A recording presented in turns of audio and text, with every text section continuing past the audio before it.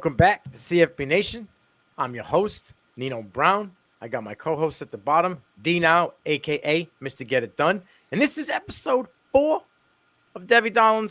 And we talking Clemson wide receiver Antonio Williams. Before we get into it, my man, how we doing tonight?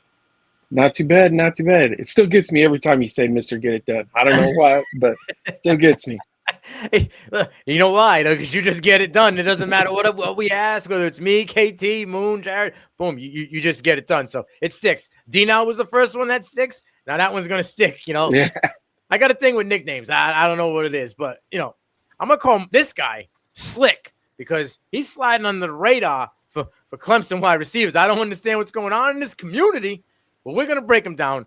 That's Clemson wide receiver Antonio Williams, 6 foot, 192 pounds.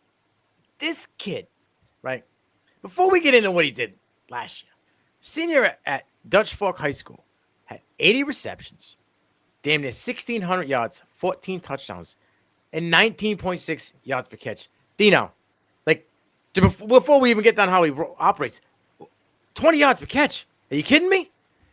Yeah, that's insane. And I kind of broke this down. That's 6 receptions per game for $120. That's just ridiculous. It's ridiculous. That's disrespectful. That is disrespectful to it. Like, these DBs are going out there hoping, thinking that they got a chance. And he's like, nah, bro. No shot. None. Nope. None whatsoever. So he's got elite hands. That's obvious. He's twitchy. He gets off the line. He got that first step quick. Obviously, numbers like that, he's a natural playmaker. You put this dude in space, forget about it. Right, the playmaking ability comes out, and Antonio Williams can dance in a phone booth.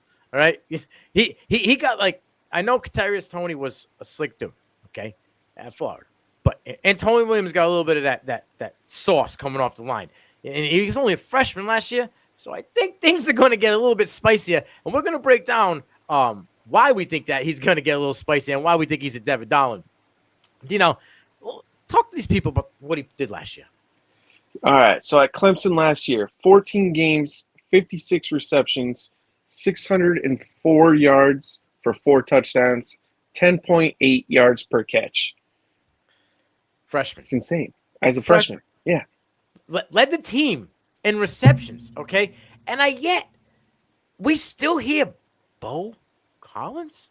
How is that even... those words are uttered that he's wide receiver 1. Antonio Williams is wide receiver 1. Here's a stat for you. 56 receptions. He had 60-something targets. 56 targets, 0 drops. Zero, right? My man. That's probably the most impressive stat. Yeah, 0 drops. Don't drop the ball. Here's another stat.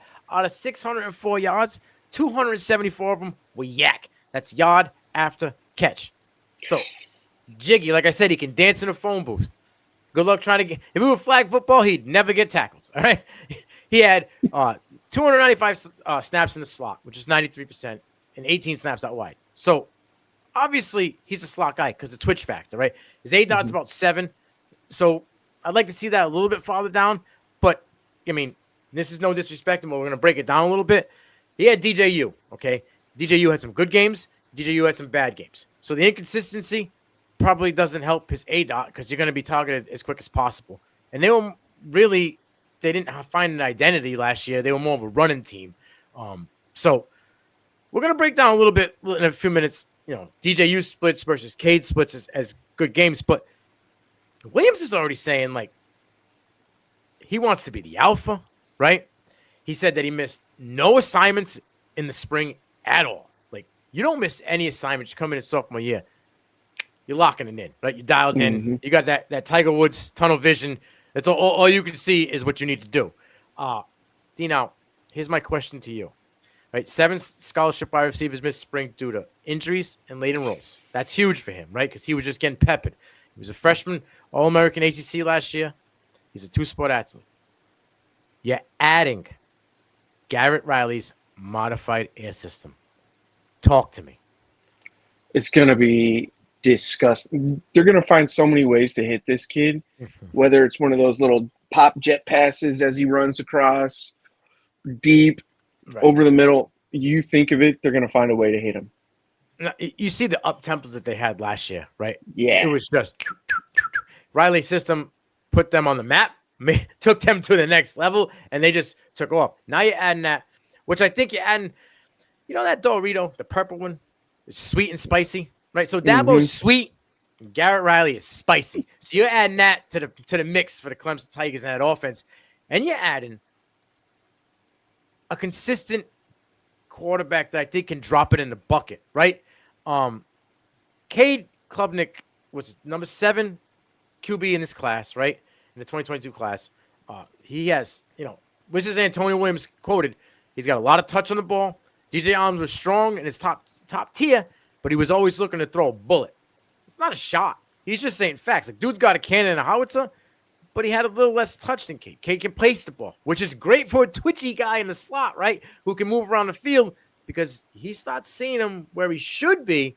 Now Cade's hitting him in front of the defender instead of, having to make him slow down or reach behind. I think he's going to go buck wild. I think Antonio Williams is probably going to be a top 5 wide receiver, if not top 3 in the ACC. I think Antonio Williams, and people are going to hate me for this, I think Antonio Williams has a better season than Johnny Wilson. Okay, and I see people saying Johnny Wilson is ACC wide receiver 1, but Keon Coleman is going to take some of them targets away from Johnny.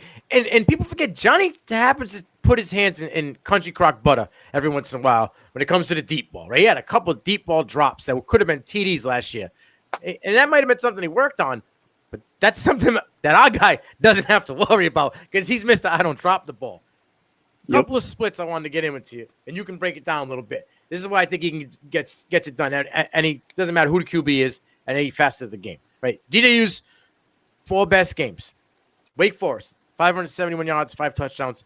Tony Williams only had 3 receptions for 51 yards, okay? BC, 220 yards, 3 touchdowns. Tony Williams, 5 receptions, 29 yards. Florida State, 203 yards for DJU, 3 touchdowns. And Tony Williams, a recipient of 2 receptions for 76 yards and a tutty. This next game speaks volumes because this stat right here proves to me that he could be that alpha. You can be that dude that we just go to in the clutch. Against Louisville, DJU went for 185 yards, 19 for 27 for 70%, which is his best game completion-wise all year, right?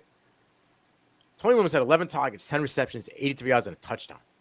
10 receptions out of the 19 completed passes.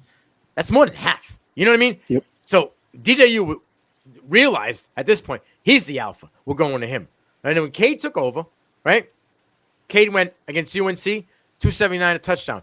My man had 3 receptions for 40 yards, 13.3 yards per catch.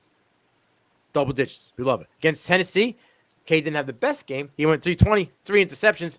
He had 3 receptions again for 41 yards. He's Mr. Consistent, right? Like he's 2 to 3 receptions at least. You get you them 5, 6 if necessary, 11 if you're going to target him and pepper him.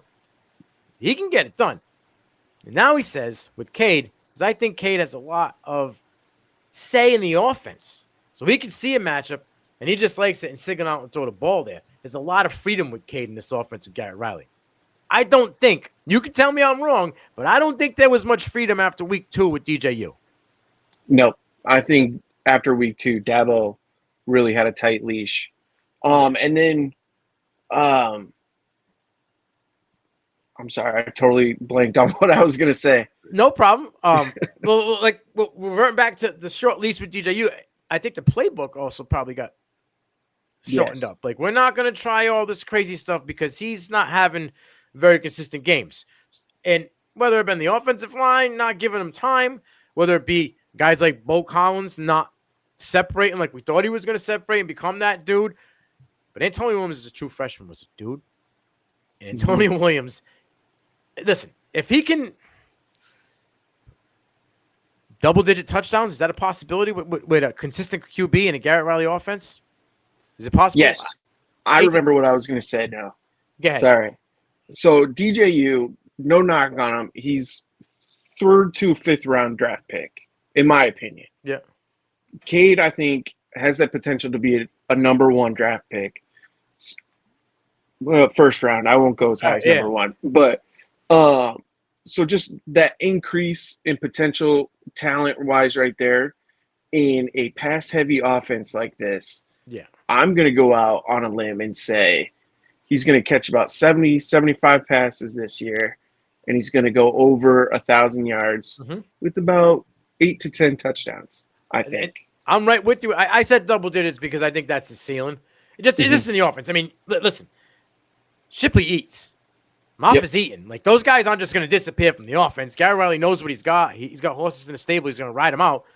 But now, that play action with a twitchy dude in the slot, are you kidding me? Like, I just see his production going up. I see his ADOT's probably going to go up as well. I think his ADOT could probably get to that 9-10 instead of that 6.9. Like I said, 8 to 10 touchdowns, 1,000 yards, 75, 80 receptions. You're talking about the number one wide receiver in ACC. You're talking about a top probably 10 wide receiver in the country, right? Yep. And he's still got at least one more year. At least one more year with Cade in that offense with Garrett Riley. That defense is elite again. They always will be. That's one thing they pride themselves on. They were, Trotter Jr.'s there. They got a bunch of guys. So they'll keep the offense coming back on the field, giving them more opportunity. But we seen Garrett Riley make a dude that wasn't relevant last year in that offense, right? Who had a chance to possibly even go to the NFL, which going back 7 months before that, you wouldn't even thought that was possible. Nope.